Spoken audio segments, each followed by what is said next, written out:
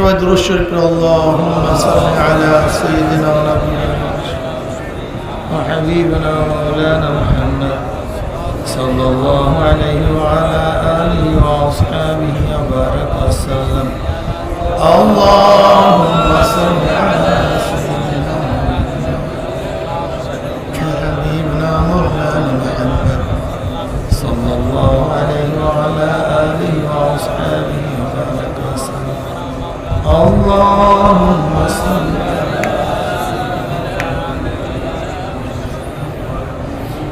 صلى الله عليه وعلى আল্লাহ পাকের শুকর যে মাওলাই কারীম দীর্ঘ রাত্র পর্যন্ত আপনাকে আমাকে দামি এক মাজলিস উলামায়ে কেরাম জাকিরিন শাকিরিনদের মাজলিসে আসার বসার বলা শোনার তৌফিক দান করছেন।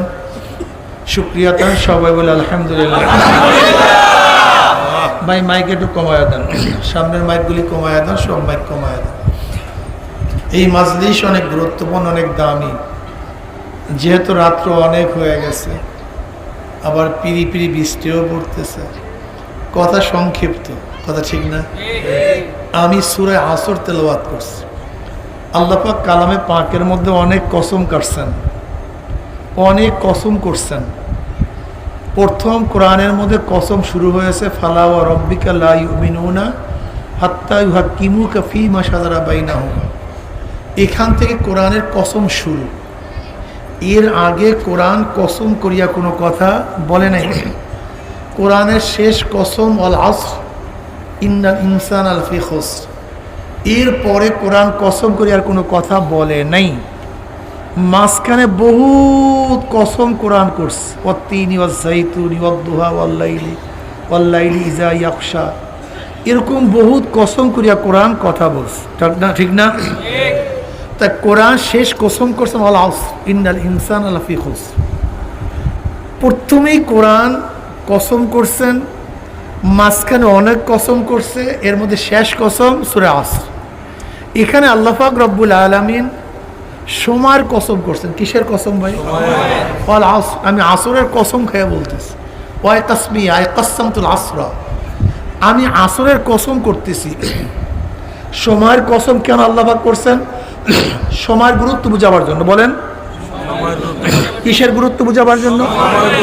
সময়ের গুরুত্ব বুঝাবার জন্য। সময় সবচেয়ে দামি, এর চেয়ে দামি কোনো জিনিস নেই। সময়ের চেয়ে দামি কোনো জিনিস নাই।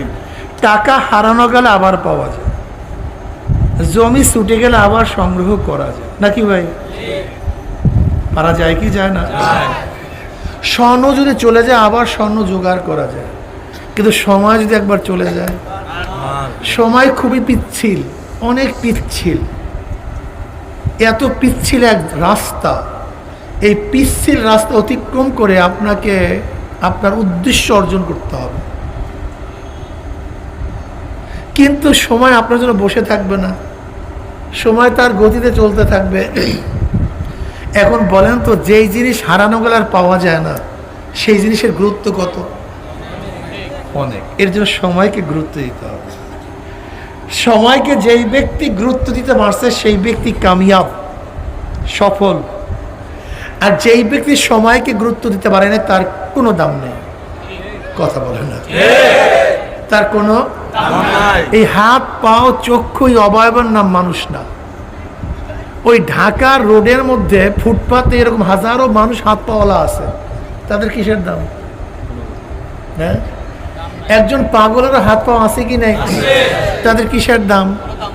কোনো দাম নেই। আসলে যেই ব্যক্তি সময়কে কাজে লাগাতে পারে সেই ব্যক্তি দামি হয়, আর যেই ব্যক্তি সময়কে কাজে লাগাতে পারে না, হ্যাঁ, কোনো দাম নেই। এর জন্য সময়কে কাজে লাগান, সময়কে গুরুত্ব দেন। সময় চলে গেলে আর পাওয়া যায় না।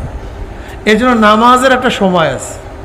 ওয়াক্ত মতো নামাজ পড়লে নামাজ আদা হবে, ওয়াক্তের পরে নামাজ পড়লে নামাজ কাজা হয়ে যাবে। ওয়াক্ত মতো রোজা রাখলে আদা হবে, ওয়াক্তের বাইরে রোজা রাখলে রোজা বাতিল হয়ে যাবে। ওয়াক্ত মতো হজ করলে আরাফায় গেলে ফায়দা হবে, ওয়াক্তের বাহিরে আরাফায় গেলে হজ আদায় হবে না। ওয়াক্ত মতো, কথা কয় না। এই জিলহজ মাসের 9 তারিখে ইয়মে আরাফার মধ্যে সবাই ছিল, কিন্তু আজকে যদি আরাফার ময়দানে যান এতে কোনো ফায়দা আছে? ফায়দা নেই। সময় মতো কাজ করতে হবে, সময় মতো কলেমা পড়লে লাভ, সময়ের বাইরে কলেমা পড়লে কোনো লাভ নেই। এক ব্যক্তি সাকরাতুল মাউত দেখে ফেলাইছে, আজরাইল, এই যে জাহান্নাম, এই কিয়ামত, এরপর যদি 1 কোটি বার কলেমা পড়ে কি লাভ বলেন? হ্যাঁ, সময় মতো কলেমা পড়তে হবে, সময়ের পরে কলেমা পড়লে কোনো লাভ নেই। সময় মতো পড়াশোনা করলে ভালো হবে, সময় চলে গেলে পড়াশোনা হয় না। পড়াশোনার সময় আছে, এই সময় যদি পড়াশোনা করেন ভালো, না করলে কোনো লাভ নেই, ছাতা কিচ্ছু নাই, আপনার মূর্খ হয়ে যাবে। ছাত্ররা সময়কে কাজে লাগাও, সময়কে কাজে লাগাও। সময় মতো যদি টান দেন মসজিদে মাছ বাঁচবে, সময়ের পরে টান দেবেন মসজিদে মাছ উঠবে না। কথা ঠিক না? আপনি টার্গেট করছেন পাখি শিকার করবেন, 1 সেকেন্ড আগে পরে হয়ে গেলে পাখি আর পড়বে না। সময় মতো গুলি করতে হবে। কথাটা বুঝতে পারি? সময়ের খুবই দাম, এর চেয়ে দামি কোনো জিনিস নেই। জানেন আপনি জান্নাতের মধ্যে জান্নাতের কি নিয়ে আফসোস করবে? এই সময় নিয়ে। লাইসা ইয়াতাহাসসারাহুল জান্নাহ ইল্লা আলা সাআতিন মাররাত বিহিম লাম ইয়াসকুল্লাহ তাআলা ফিহা। জান্নাতের মধ্যে জান্নাতের আর কোনো আফসোস করবে না, জন্মের পাওয়া পাইছে, নেয়ামতের কোনো অভাব নেই।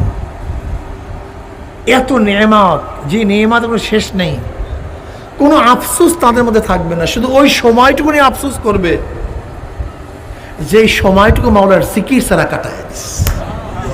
জান্নাতের মধ্যে কি নিয়ে আফসোস করবে?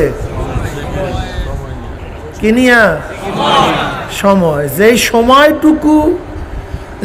সময়টুকু বেহুদা কাটায় দিস, ওই সময়টুকুর জন্য আফসোস করবে, এছাড়া কোনো আফসোস নেই।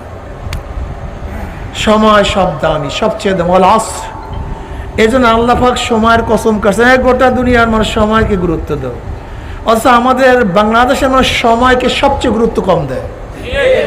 আমাদের কাছে সময়ের কোনো গুরুত্ব নেই, কিন্তু যত উন্নত কান্ট্রি আছে তারা সময়কে সবচেয়ে বেশি গুরুত্ব দেয়। 9টায় মিটিং, 9টায়, 1 মিনিট আগেও না, 1 মিনিট পরেও, 9টায়। অফিস 10টায়, সবাই 10টায়, কোনো কথা নেই, 10টায়। এত সময়ের গুরুত্ব দেয়, অথচ আমাদের কাছে সময়ের কোনো গুরুত্ব নেই। অত ইসলামের মধ্যে সব জায়গায় সময়। ইন্নাস সালাতা কানাত আলাল মুমিনিনা কিতাবাম মাওকুতা, ওয়াক্ত মতো, সময় মতো। তাসাউফের ভাষায় আছে ওয়াক্তুস সাইফ, সময়ের তরবারি।